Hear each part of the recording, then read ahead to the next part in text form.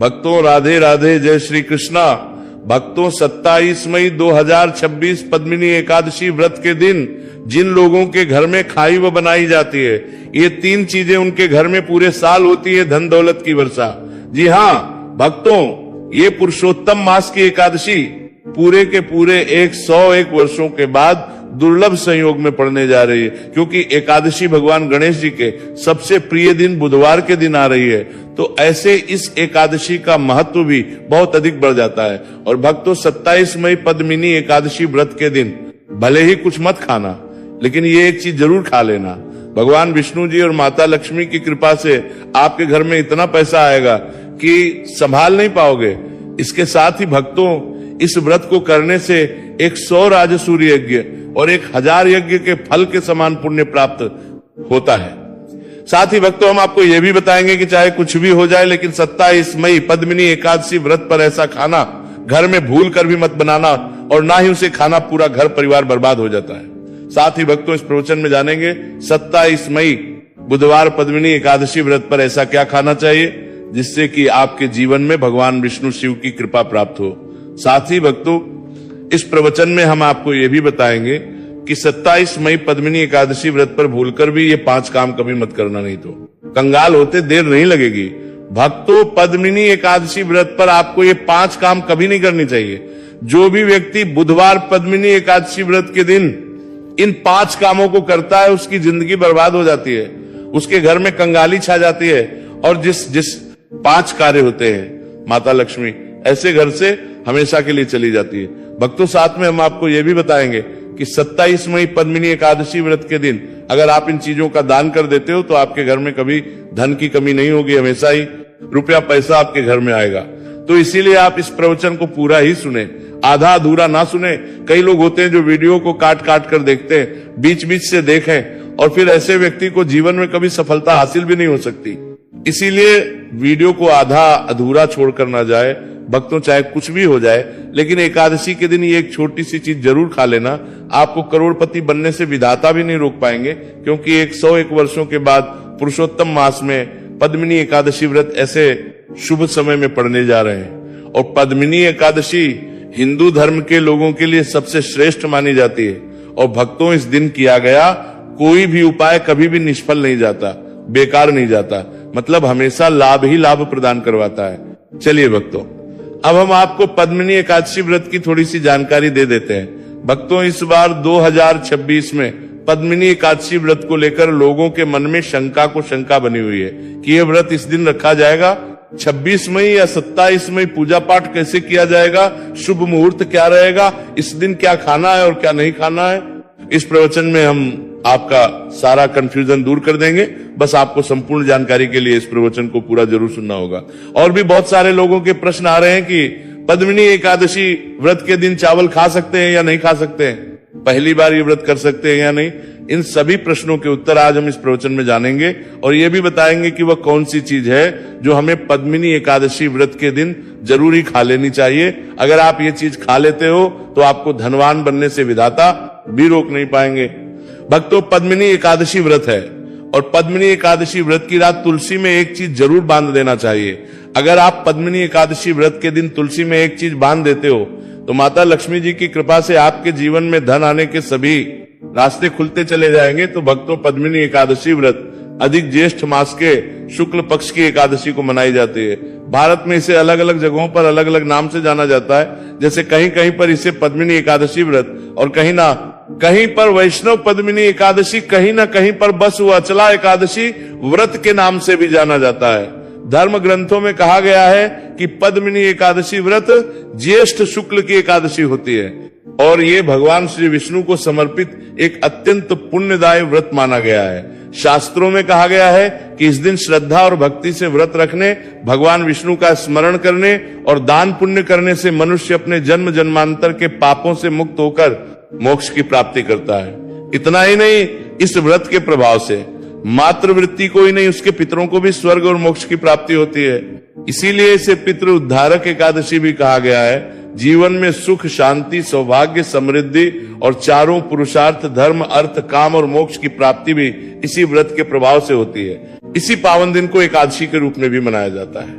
द्वापर युग में कुरुक्षेत्र की युद्ध भूमि पर भगवान श्री कृष्ण ने अर्जुन को जो दिव्य ज्ञान प्रदान किया था, वही अमृत तुल्य श्रीमद् भगवद गीता इसी दिन बहुत बड़ा महत्व रखती है। गीता का ज्ञान केवल एक युद्ध का उपदेश नहीं, बल्कि समस्त मानव जाति के लिए धर्म, कर्तव्य, सत्य और भक्ति के मार्ग को दर्शाने वाला शाश्वत ग्रंथ है। इस दिन गीता का पाठ, श्री कृष्ण पूजन, व्रत और सत्संग करने से व्यक्ति का जीवन आध्यात्मिक रूप से प्रकाशित होता है और उसे भगवान के चरणों की निकटता प्राप्त होती है। धार्मिक के अनुसार पद्मिनी एकादशी व्रत का व्रत आपकी आत्मा पर बोझ नहीं, बल्कि समस्त पापों का श्रवण करने वाला होता है। भक्तों, चलिए सबसे पहले हम आपको बता देते हैं कि पद्मिनी एकादशी व्रत की सही डेट टाइम क्या है। फिर हम आपको बारी बारी से सभी जानकारी बताते हुए चलेंगे और ये भी बताएंगे कि वो कौन सी चीजें जो हमें पद्मिनी एकादशी व्रत के दिन जरूरी खा लेनी चाहिए। और भक्तों, साथ में आपको बताएंगे कि इस दिन एक चीज भूलकर भी नहीं खानी चाहिए। अगर आप ये चीज भूलकर भी खा लेते हो तो आपके घर में अनहोनी हो सकती है। तो ऐसा अनर्थ काम भूलकर भी मत करना और अनर्थ होने से पहले वीडियो को आप पूरा जरूर देख लेना। तो चलिए भक्तों, जानते हैं पद्मिनी एकादशी व्रत की सही डेट टाइम के बारे में। 2026 में पद्मिनी एकादशी व्रत की सही डेट टाइम क्या है?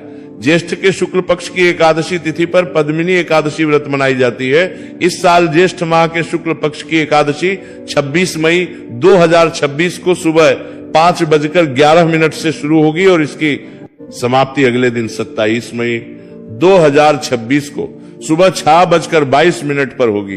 अब भक्तों, उदया तिथि के अनुसार देखा जाता है तो इस बार उदया तिथि के अनुसार पद्मिनी एकादशी का व्रत 27 मई 2026 को रखा जाएगा। चलिए भक्तों, अब हम पद्मिनी एकादशी की सरल पूजा विधि और शुभ मुहूर्त के बारे में जान लेते हैं। इस दिन को सही तरीके से और श्रद्धा के साथ मनाने के लिए सबसे पहले आपको सूर्योदय से पहले ब्रह्म मुहूर्त में उठना है। फिर स्नान करके पूजा स्थान पर जाएं और भगवान सूर्य को 1 लोटा जल अर्पित करें। इसके बाद व्रत का संकल्प लें। संकल्प लेने के लिए अपने सीधे हाथ में जल और फूल रखें। फिर 3 बार ओम श्री विष्णु का जाप करें और अपना नाम, गोत्र, स्थान, मकान, नंबर या फ्लैट नंबर और क्षेत्र का नाम बताएं। इसके बाद अपनी इच्छाएं भगवान के चरणों में समर्पित करें और भगवान को प्रणाम करके जल अर्पित कर दें। अब पूजा की प्रक्रिया के बारे में जानते हैं। सबसे पहले एक अखंड फल जैसे सेब, नारियल, जो भी फल उपलब्ध हो बिना कांटे हुए लें और उसे गंगा जल से शुद्ध करें। फिर भगवान श्री विष्णु की तस्वीर या मूर्ति रखें। अगर आपके पास मौली, पान, सुपारी, लौंग, इलायची या पान का पत्ता हो तो उन्हें भी सजा कर रखें। अब भगवान को बुलाने की प्रक्रिया, जिसे प्राण प्रतिष्ठा कहते हैं, इसके लिए भगवान की तस्वीर को स्थापित करके उस स्थान का शुद्धिकरण करें। गंगाजल मिश्रित जल से उस स्थान पर छींटे डालें और एक फूल रखें। फिर भगवान को आचमन कराएं, तिलक लगाएं, अक्षत चढ़ाएं, फूलों की माला पहनाएं और एक पुष्प अर्पित करें, धूप दिखाएं और घी का दीपक जलाएं। ध्यान रखें कि दीपक को उठाना नहीं है। दीपक को जहां रखा है वहां चावल या फूलों का आसन बना लें और फिर दीपक रखें। आप भगवान को नैवेद्य के रूप में जो भी मिठाई आपके पास हो वहां अर्पित करें। अगर मिठाई नहीं है तो मिश्री के दाने चढ़ा सकते हैं, लेकिन बिना कटा हुआ फल भगवान को जरूर अर्पित करें। फिर भगवान के सामने हाथ जोड़कर 108 बार ओम नमो भगवते वासुदेवाय मंत्र का जाप करें। अपनी मनोकामना की पूर्ति के लिए एक पान का बीड़ा तैयार करें। उसमें 2 लौंग, 2 इलायची और 1 सुपारी रखें। इस बीड़े को भगवान को अर्पित करें और 11 बार ओम नमो भगवते वासुदेवाय का जाप करें। फिर अपनी इच्छा के समक्ष व्यक्त करें। यदि आप धन की प्राप्ति के लिए पूजा कर रहे हैं तो भगवान से धन का आशीर्वाद प्राप्त करें। अब पद्मिनी एकादशी की कथा सुने या उसका पाठ करें और फिर भगवान की आरती करें। अंत में फल का भोग अर्पित करें और प्रसाद को सभी में वितरित करें। इस दिन अन्न का सेवन ना करें। ये व्रत का सबसे बड़ा नियम है। चलिए भक्तों, अब हम जान लेते हैं कि पद्मिनी एकादशी व्रत के दिन क्या ना करें। देखिए भक्तों, पहली बात, पद्मिनी एकादशी व्रत के दिन व्यक्ति को किसी भी प्रकार के विवाद तन झगड़े से बचना चाहिए। इस दिन किसी से वाद विवाद करना या मानसिक अशांति लाना व्रत का उल्लंघन हो सकता है। व्यक्ति को इस दिन शांत और संयमित रहना चाहिए और किसी से भी द्वेष या कड़वाहट से बचना चाहिए। साथ ही इस दिन झूठ बोलने से भी बचे, क्योंकि यह व्रत के उद्देश्य के खिलाफ होता है। दूसरी बात, एकादशी के दिन चावल का सेवन नहीं करना चाहिए। क्योंकि धार्मिक मान्यताओं के अनुसार चावल की उत्पत्ति भगवान विष्णु के रोम से मानी जाती है। साथ ही इस दिन बैंगन का सेवन भी वर्जित होता है। तीसरी बात, चावल का सेवन इस दिन नहीं करना चाहिए। एकादशी के दिन चावल का सेवन वर्जित माना जाता है। इसके अलावा इस दिन बाल और नाखून काटने से भी बचना चाहिए। ये व्रत के प्रभाव को कमजोर करना है। चौथी बात, इस दिन जमीन पर सोना चाहिए। ये व्रत के दौरान आत्मनियंत्रण और संयम का प्रतीक होता है। कुछ लोग एकादशी का व्रत बिना नमक के करते हैं, जबकि कुछ लोग सेंधा खाकर व्रत करते हैं। पांचवी बात, इस दिन का मुख्य उद्देश्य भगवान विष्णु की पूजा और ध्यान होता है। इसलिए इस दिन को लौकिक कार्यों से मुक्त होकर पूरी तरह से भक्ति में लीन रहकर बिताना चाहिए। पद्मिनी एकादशी व्रत के दिन भगवान विष्णु की पूजा और विष्णु के मंत्रों का जाप करने से पुण्य की प्राप्ति होती है। यदि आप पूजा में लापरवाही करेंगे या कोई अन्य कार्य करेंगे तो व्रत का पुण्य नहीं मिलेगा। अगली बार एकादशी के दिन व्रती जातकों को सुबह देर तक सोने से बचना चाहिए। इस दिन हमें जागरूक और ध्यान मग्न रहना चाहिए। साथ ही किसी भी पेड़ या पौधे की पत्तियां और फूल तोड़ने से बचें। खासकर तुलसी के पत्ते भूलकर भी ना तोड़ें। अगर भगवान विष्णु को तुलसी अर्पित करनी है तो एक दिन पहले ही पत्ते तोड़कर रख लें। चलिए भक्तों, अब हम जान लेते हैं कि पद्मिनी एकादशी व्रत के व्रत में क्या खाना चाहिए और क्या खाना चाहिए। भक्तों, पद्मिनी एकादशी व्रत के दिन सेब जरूर खाना चाहिए। शास्त्रों में बताया जाता है कि भगवान के भोग में सेब आदि जरूर अर्पित किया जाता है। अगर आपका व्रत है तो आपको सेब जरूर खाना चाहिए। केला, पपीता, तरबूज और मीठे अंगूर जरूर खाना चाहिए। इन फलों से व्रतधारी को शक्ति मिलती है और व्रत संपूर्ण हो जाता है। शास्त्रों में बताया जाता है कि पद्मिनी एकादशी व्रत के दिनों में सीताफल जरूर खाना चाहिए। सीताफल खाने से 10 ऐसी बीमारियां हैं जो खत्म मानने वालों का देगा हो जाती है, माना जाता है। पद्मिनी एकादशी व्रत के दिनों में सीताफल का घर में प्रवेश होना बड़ा ही शुभ माना गया है। सीताफल खाने से एकादशी का सफल हो जाता है, क्योंकि इसमें माता सीता का आशीर्वाद मिला हुआ होता है। माना जाता है भगवान राम के वनवास के दौरान माता सीता ने यही फल खाया था। पद्मिनी एकादशी व्रत के दौरान इसे जो भी खाता है उसे दुखों का सामना नहीं करना पड़ता। सीताफल आपको जरूर खाना चाहिए। माता सीता प्रसन्न होती है और आशीर्वाद देती है। लेकिन याद रहे, पद्मिनी एकादशी व्रत में बैंगन की सब्जी मत खाना, पाप लगेगा। भक्तों, एकादशी व्रत में व्रतधारी को डब्बा बंद लस्सी, डब्बा बंद जूस नहीं पीना चाहिए। उसमें कई केमिकल मिले होते हैं जिसके कारण आपका व्रत टूट सकता है। जब भी आप फलों का जूस पिए तो याद रखें उसमें नमक ना डालें, नहीं तो व्रत टूट जाएगा। साथ ही साथ जूस में बर्फ भी नहीं डालना चाहिए। फलों का सादा जूस पीने से व्रत सफल होता है। तो चलिए भक्तों, अब हम आपको पद्मिनी एकादशी व्रत के दिन किन चीजों का सेवन नहीं करना चाहिए ताकि आपका व्रत पवित्र और पूर्ण रूप से फलित हो। भक्तों, पहली चीज, खट्टे पदार्थ एकादशी के दिन खट्टे खाद्य पदार्थों का सेवन भी करना वर्जित माना जाता है, जैसे कि आम, इमली, दही, खट्टे फल आदि या खट्टे पदार्थ तामसिक गुणों को बढ़ाते हैं, जिससे मानसिक स्थिति पर नकारात्मक प्रभाव पड़ सकता है। धार्मिक दृष्टि खट्टे पदार्थों से शरीर में नकारात्मक ऊर्जा का संचय होता है, जो व्रत के उद्देश्य के खिलाफ है। इसलिए इस पदार्थों से बचना चाहिए। दूसरा है मांसाहारी भोजन। पद्मिनी एकादशी व्रत के दिन मांसाहारी भोजन का सेवन पूरी तरह से निषेध है। मांसाहार भोजन न केवल शारीरिक दृष्टि से हानिकारक होता है, बल्कि यह आध्यात्मिक रूप से भी हमारे पापों को बढ़ाता है। मांसाहारी भोजन से तामसिक गुण बढ़ते हैं, जो हमारी मानसिक शांति और संतुलन को प्रभावित करते हैं। भगवान विष्णु की पूजा और व्रत में सिर्फ सात्विक भोजन की अनुमति होती है, जो शुद्धता और भक्ति का प्रतीक है। इसलिए इस दिन मांसाहार, अंडे, मुर्गा, मछली या किसी भी प्रकार के मांस का सेवन ना करें। इस बात का विशेष ध्यान रखें।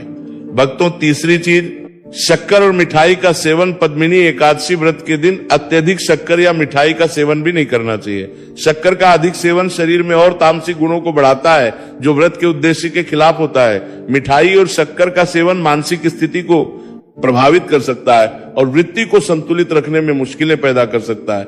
हालांकि इस दिन हल्के मीठे फल जैसे केला, सेब, नारियल आदि खाया जा सकता है, लेकिन अधिक शक्कर या मिठाई का सेवन करने से बचना चाहिए।